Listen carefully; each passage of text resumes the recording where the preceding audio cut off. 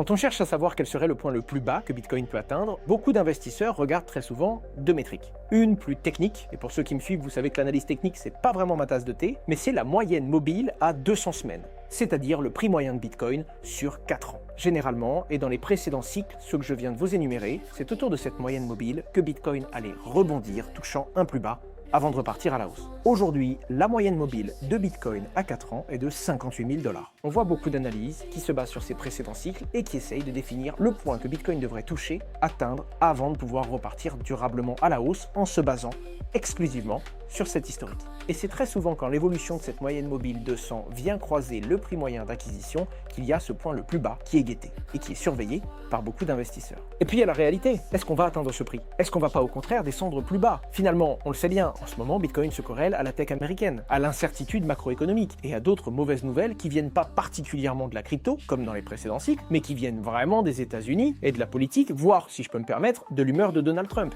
Essayez de définir un modèle là-dessus et essayez de définir une courbe, et vous verrez que ça peut être très compliqué. Pire encore, il y a d'autres facteurs exogènes. Comme je l'ai analysé dans la vidéo que je vous affiche à l'écran, je pense vraiment que l'évolution de l'intelligence artificielle est en train de redistribuer les cartes, et qu'une bulle de l'IA, une correction violente des marchés, pourrait faire chuter Bitcoin et offrir une opportunité comme on n'en a pas vu depuis le crash du Covid.